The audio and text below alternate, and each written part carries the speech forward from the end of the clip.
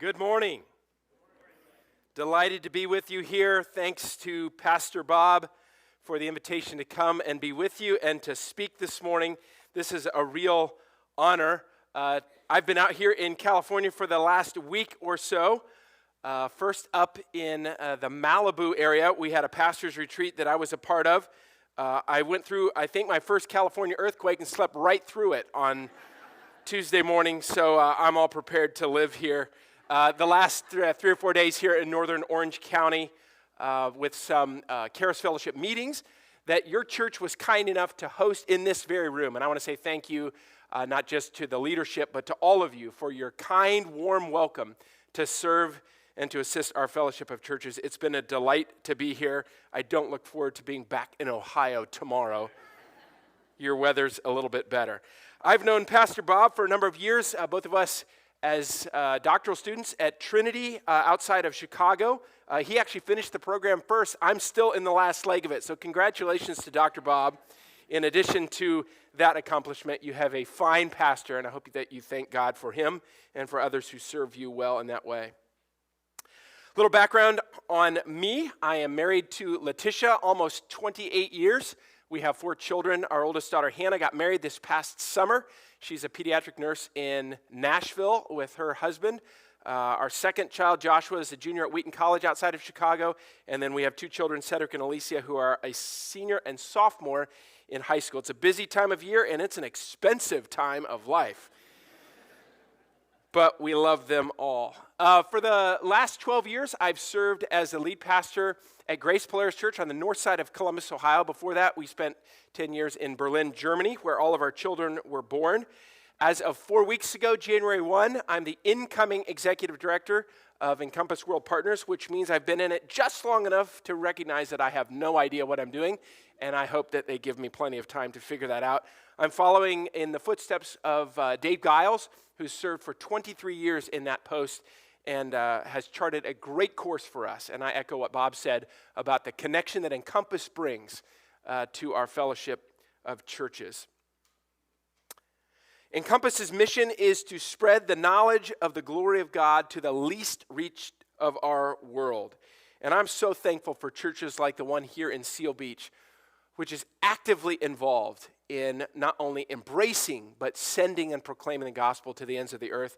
I bring you greetings and also thanks from those global workers that you support in a lot of different places, particularly in Europe, whom I know pretty well, and some in Asia that I don't know as well. Thank you for the ways that you pray and communicate and give and encourage them. That is more valuable than you can know.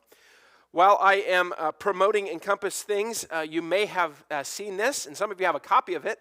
I think you received a shipment of these about 4 or 6 weeks ago. This is a prayer guide, 30-day prayer guide, Encompass workers and Encompass initiatives.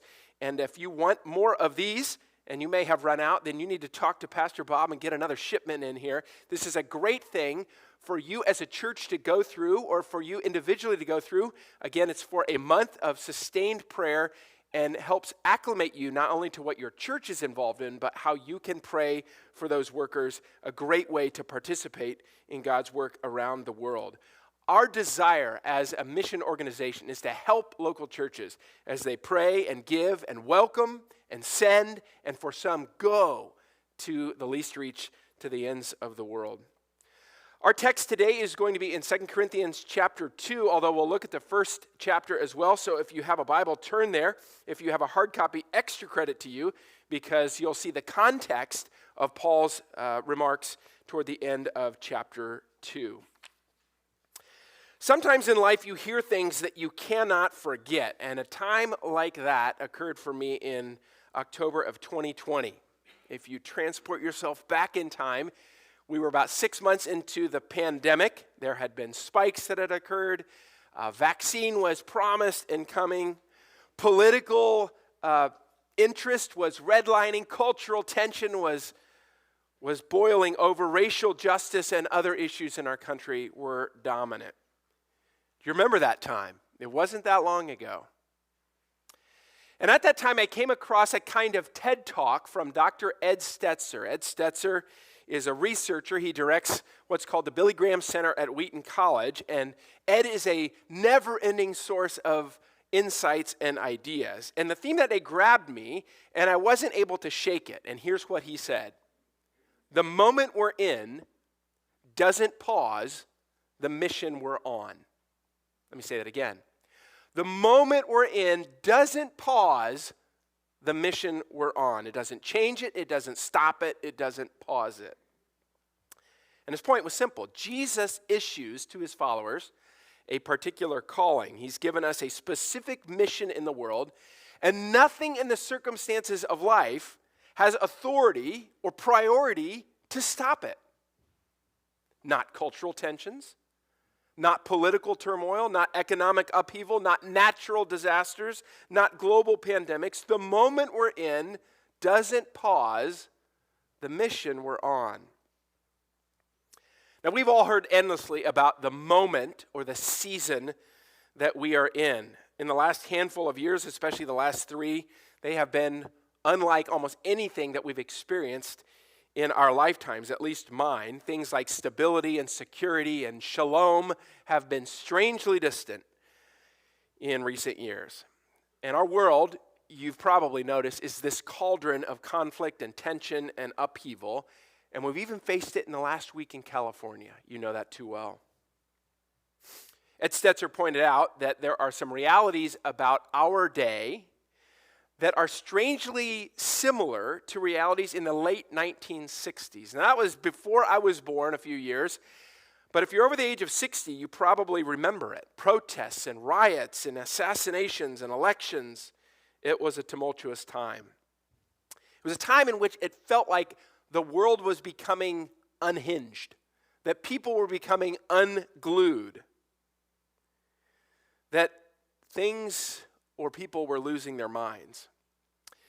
A few decades later, Billy Joel captured that era and some events later in a memorable rant or song that went like this. We didn't start the fire. It was always burning since the world's been turning. We didn't start the fire. No, we didn't light it, but we tried to fight it. You remember that? And whatever the parallels are between that time and our time, we live in an undeniably, rapidly changing moment. And just when we think that life couldn't become more difficult or conflicted or painful, it does. Newsflash, we live in a broken, conflicted world. And we didn't choose that. But for followers of Jesus, our knowledge of God calls us to go beyond that. To experience the world in a different sort of way, to view it with our perspective counterculturally. Specifically, the Bible asks us to confess that God has allowed this moment, that God is in control, and that we can trust God. After all, don't we believe in the sovereignty of God, the plan of God, the purposes of God? And we also believe in the mission of God. And God has one for our time. You might sit there and ask, well, what kind of mission could exist that's not sidelined by the circumstances of our world? Financial, cultural, moral, global tumult, chaos. Is there really a calling that transcends the circumstances in which we live? And the answer, resoundingly, is yes. And not just because of the mission itself, but also because of the Lord of the mission. I would submit to you today that there's arguably no better description of our mission as Christ followers than what Paul writes here in 2 Corinthians chapter 2. And here is that mission found in chapter 2, verse 14. He writes, "But thanks be to God, who always leads us as captives in Christ's triumphal procession and uses us to spread the aroma of the knowledge of him everywhere." And when we view that verse in context, we discover that Paul is saying, in other words, the moment we're in doesn't pause the mission we're on. Now, to fully appreciate what Paul is saying here, we need a little bit of context. He's writing to the church in the city of Corinth. And ancient Corinth wasn't a placid place either. Ancient Corinth was a port city at the southern end of what we call Greece today, a bustling port city. The history of Corinth, both before Paul's time and during Paul's time, was not marked by stability and peace, but rather turmoil and tension. It was a city that was famous for its moral decay and sexual deviance, and sometimes that leaked into the church. It was a city full of immigrants and traders and transient people. Diversity was a hot topic and created a lot of tension, not just between people, but within the church, sometimes within leaders. In fact, the church was divided over these kinds of issues. We read about it in an earlier letter from Paul, 1 Corinthians in our Bible, where this mistrust always seemed to be lurking between people, and not just between people, but between leaders and people and their leaders. Remember, they said, I follow so, I follow so, I follow so-and-so, as if somehow that got them the inside track with God. Even Paul was accused of things and attacked. These issues back in ancient Greece, half a world away, 2,000 years ago, seem eerily familiar to the kind of world that we live in now. And if you look at our evangelical world, if you look at many churches and ministries today, it's a sobering picture. We see that human nature hasn't changed. We see that the sobering effects of sin, temptation, are strongly with us. That we experience tensions, external tensions, internal tensions, personal tensions. This is a hard season in our culture for churches and believers. But even when the times, even when the circumstances change, the scriptures tell us that God's mission doesn't. Paul would affirm that the moment we're in doesn't pause the mission we're on. Because precisely into that environment, in Corinth, in society, in the church, Paul writes these words, chapter 2, verse 14.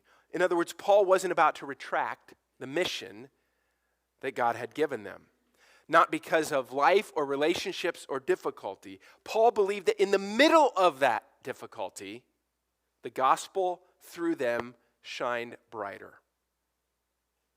But Paul wasn't the kind of leader who minimized the challenges that they face. He knew that the believers in Corinth were weighed down by struggles in life. If you look at the first chapter and a half of 2 Corinthians, you see that. This is the second letter we have in our Bibles from Paul to these believers. And the difficulties and tensions that were evident in the first letter, 1 Corinthians, are now even more so in the second letter.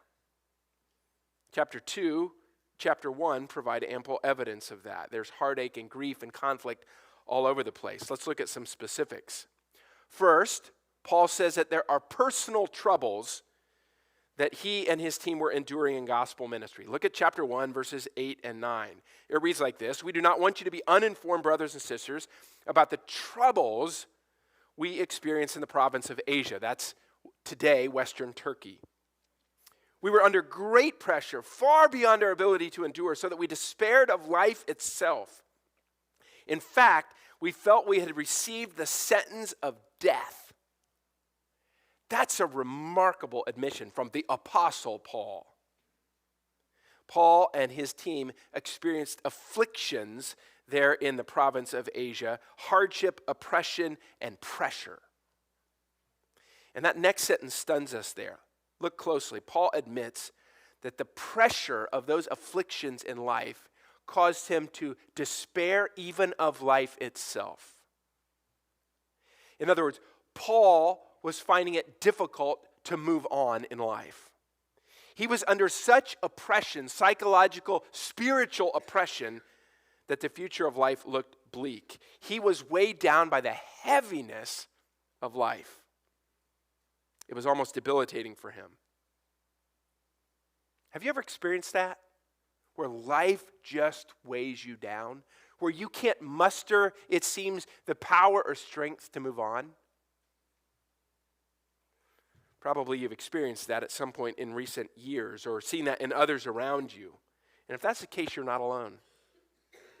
We're going through one of the most difficult personal and societal phases in our lifetimes.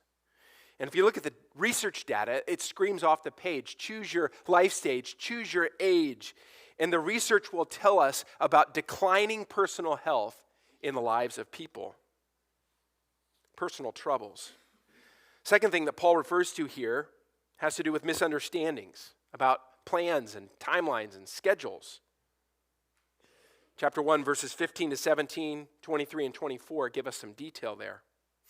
Paul said, he wrote to the Corinthians and said, I intend to come visit you on the way to and from Macedonia, which is northern Greece. But Paul ended up not doing so, choosing not to do so for multiple reasons. Circumstances had changed in Paul's life and for his team, and so he chose not to go to Corinth. And that prompted a misunderstanding, a sense of betrayal on the part of the Corinthian church. Paul's integrity was under siege. Paul, we thought you were going to come, and now you aren't. What gives? Has that ever happened to us? Has that ever happened to you or your family or ministries or church? Circumstances change, plans change. Of course it does. The events of the last several years have been misunderstandings on steroids. We struggle to engage with people about issues, justice in society and character in leaders and compassion for those who hurt, and the list goes on. And it's very easy in conversation to talk past one another. Have you experienced that? I've experienced that. And seen where believers are hurt because they don't feel heard by one another. Personal troubles, misunderstandings. A third one we see here, relational ruptures. Paul speaks of relational ruptures that threaten the health and the vitality of the believers in Corinth. Look at verse 5 of chapter 2. If anyone has caused grief, Paul writes, he has not so much grieved me as he has grieved all of you to some extent. Not to put it too severely. The punishment inflicted on him by the majority is sufficient. Now instead you ought to forgive and comfort him so that he will not be overwhelmed by excessive sorrow. I urge you therefore to reaffirm your love for him. Another reason I wrote you was to see if you would stand the test and be obedient in everything. Anyone you forgive, I also forgive. A little background there. The presenting issue was that someone had been in some kind of sin. And that person, that man, eventually confessed. But there was a lasting, festering issue in that some of the believers refused to forgive this man. And Paul was concerned about that. Paul said, this is a kind of spiritual test. This is a choice of your obedience. And the same thing is true in the year 2023. Unforgiveness in the face of repentance is a widespread toxic cancer among believers. It's been said that for many people, their bitterness, their unforgiveness is like taking a poison pill and hoping that the other person dies from it. Unforgiveness is toxic. You know any situations like that? Your own life, people around you? It's no exaggeration to say that in recent years, it seems like people have lost their civility, that our discourse has lost its filter. And that's not just true of people in the pew, that's true of leaders and pastors and those with prominence, that we speak in ways that injure and damage one another. I'm intrigued by what Paul says at the end there, chapter 2, verse 10 and 11, and what I have forgiven, if there was anything to forgive, I've forgiven in the sight of Christ for your sake, in order that Satan might not outwit us, for we are not unaware of his schemes. Catch that? Forgiveness is a matter of spiritual protection against Satan. When you and I refuse to forgive, when we refuse to be open to reconciliation, we play right into satanic schemes. That's what Paul's saying here. And Satan likes few things more than followers of Jesus who are more fixated on being right than being righteous. There are a lot of parallels between Paul's difficulties and those of the Corinthians and those that we face here now 2,000 years later. Difficult times. Let's review those. Personal troubles that Paul faced.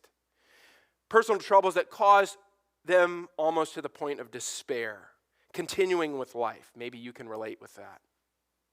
Misunderstandings. Paul had certain plans, circumstances changed, his intentions weren't fulfilled, and people didn't understand. They felt betrayed. Can you relate? Internal conflicts or relational ruptures where believers weren't living well together. Someone had sinned, others were unwilling to forgive, and that played right into the hands of Satan, disharmony. And yet, though all this was going on, painful, divisive, festering, Paul reminded the believers that there's a bigger picture. That what they were feeling and experiencing is not all that there is. That God is not AWOL in our lives. That God knows exactly what he's doing, and that his plans and purposes are far bigger than the things that we see in our own microscopic vision. In other words, Paul wants to say to them, the moment we're in doesn't pause the mission we're on. Paul recounts all of these things, and then almost out of nowhere, in chapter 2, verse 14, he says this, but thanks be to God. Huh? For what? Who always leads us as captives in Christ's triumphal procession and uses us to spread the aroma of the knowledge of him everywhere. This is one of the most important reality-defining verses in all the Bible because it tells us what's going on in our lives. It gives us perspective amidst all the difficulties of life. Paul refers to something called a Roman triumph, a procession, a parade of sorts. Back then, when a general would go to a land on the edge of the Roman Empire, as he was victorious, he would haul back with him all of the plunder, and there would be a giant parade in the streets of Rome in his honor to praise him. Many people were a part of that. Members of the Roman Senate, musicians, animals for sacrifice, spoils of war, thousands of captured prisoners, and of course, the victorious soldiers themselves. And it was an extravagant way for everyone to see the honor and the glory due that conquering general. And Paul uses this image that they would have been familiar with in the Roman world in Corinth to say, and something far greater like that is happening in the spiritual realm. That you and I are part of Jesus' victory parade. Here's the reality, Grace Church of Seal Beach. God is parading you and I through the world, showing off the goodness of Christ in a broken, sinful world, so that we might point to the wonder of God. The fragrance of Jesus Christ through us shows off the glory of God. Our lives, our lips reveal something about a God who saves. You and I are a walking, talking billboard of God's victory in the world. And some people love it, and some people hate it, and some people don't know what to make of it. But this much is sure, God wins, and so do we. But it requires us to see what God is doing. It requires us to be conscious of the bigger picture. That our mission is actually to communicate the victory of God in an angry and lost and dying world. And not to do so just locally, that's important, but globally to the ends of the earth, to the nations. We are the aroma of Christ. We are showpieces of a victorious God. The moment we're in doesn't pause the mission we're on. The mission is simply too important to God and too urgent. It cannot stop. We're in the middle of a parade. Think of the analogy of the military in wartime. Maybe consider a battalion or a brigade or a platoon. In that group, those who serve know that there are going to be obstacles, know that there are going to be setbacks. They know that there are going to be internal tensions and sometimes differences of opinion about how we should proceed and what the best course is. Individuals will see things differently. There are going to be injuries. There are even going to be casualties as we move forward. But the mission cannot be called off for any of those factors because it's wartime. And the enemy doesn't take timeouts. The heat of the battle remains, and the best units in the military figure out a way to get it done, to move forward despite the challenges and the difficulties. Paul describes our reality like that. He says, you and I, the Church of Jesus Christ, is part of a triumphal procession, a parade, where the victory is already secured by Jesus Christ. The outcome is no longer in doubt. There are battles and skirmishes ahead of us, but it's clear who wins. And for those of us who know Jesus Christ, that is unbelievably good news. We win. Maybe you've noticed in life, in athletics, in other arenas, that those who win conduct themselves in a different way. Winners carry themselves differently. They exude a kind of confidence. They take difficulties in stride. They celebrate their teammates and their leaders. Their presence gives off the aroma, the smell of victory. And you and I, if we know Jesus, should be giving off the aroma of the victorious Jesus. Paul presses that home. Look at verse 15. For we are to God the pleasing aroma of Christ among those who are being saved and those who are perishing. To the one, we are the aroma that brings death. To the other, an aroma that brings life. And who is equal to such a task? Paul says, same smell, different taste. My wife loves fall. At least fall in the Midwest, and one of her favorite fall activities is a campfire. It doesn't matter if it's in our backyard or a neighbor's fire pit or a campsite. The smell of fire, a campfire, is a sweet aroma to her soul. It reminds her of all the good things of life, warmth and light and s'mores and conversations and family and friends. Fire is a delight. It's the way things should be in her mind. She's drawn to the smell of the fall fire. I have other friends, though, for whom the smell of fire is terrifying, repulsive. You probably know why. They had a house a few years ago that almost burnt down. They experienced a fire that did untold damage to memories and property and safety. So for them, fire is a metaphor of destruction. To smell fire means to be reminded of all the things that they fear, things that destroy. That, friends, is Paul's point here. Our lives give off the smell of Jesus Christ. It gives off the smell of the gospel. The mission of our lives is to give off a smell that elicits one of two different responses. To some, it is the stench of death. To others, it's the fragrance, the aroma of life. And you and I are the smell of Christ. That is our mission locally and globally. The question is, to put it bluntly, how well do we smell? The moment we're in doesn't pause the mission we're on. I'm convinced that this is not only a good summary of 2 Corinthians 1 and 2. I'm convinced not only that this is timely for Grace Church of Seal Beach in 2023. I'm convinced that this is the most needed message for followers of Jesus and for ministries and for churches and for the Church of Jesus Christ, especially in North America. Because we're living in hard times. Times of distraction, times of disappointment, times of distrust. You and I have a lot of reasons to feel wounded, to feel heavy right now. Life hurts. Life overwhelms. But the circumstances of life don't tell the whole story of what God is doing. It can't. You and I are part of God's ultimate victory parade. And we've been called to participate in the greatest mission ever. Because the gospel is lasting, great news. Do you believe that?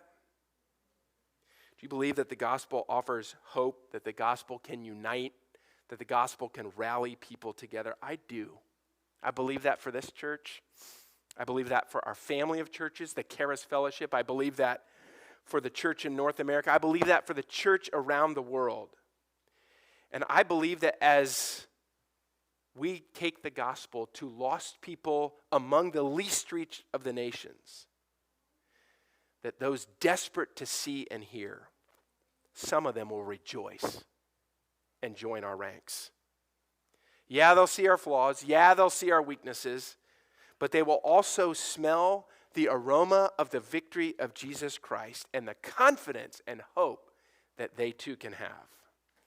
And for some of them, it will turn out to be the smell of victory, the taste of victory as they embrace the gospel. And that's our mission, even, especially in times like this. I never cease to be amazed by the courage and the resolve of Winston Churchill. Go back 80 plus years in history, Prime Minister of England, a man who faced many challenges in his long life, but none greater, arguably, than leading in the midst of World War II against the enemy of the Axis powers. But he was so convinced that his side was victorious, that his side was right, that his side would win, that he said on one occasion to the American president, Franklin Delano Roosevelt, the following: "We shall not fail or falter. We shall not weaken or tire. Neither the sudden shock of the battle nor the long-drawn trials of vigilance and exertion will wear us down. Give us the tools, and we will finish the job." And so it is with the gospel of Jesus Christ to the church of Jesus Christ. Never forget, the moment we're in doesn't pause the mission we're on. Let's pray. God in heaven, we thank you that you are the victor and that you have shown that undeniably in the person of Jesus Christ. And we thank you that you've called us into your family by your grace and you've called us into your mission by your purpose. And I pray that you would find us faithful. Oh, how we need the power of your Spirit to be resilient and tenacious and to have perspective to see life, not just in front of us, but what you're doing in the bigger picture. I thank you for this church and for its location and for its commitments, and I pray that you would help here in Seal Beach and in Orange County and in Southern California for this church to be a radiant example of people who believe in the victory of Jesus Christ and are willing to do whatever it takes to show that off. I pray that you'd give them vision, that you give them clarity on how that can be part of their mission to the world, and that you would help each of us as we seek out the least reached in our world with the great news of the gospel of Jesus. Thank you for calling us to that mission.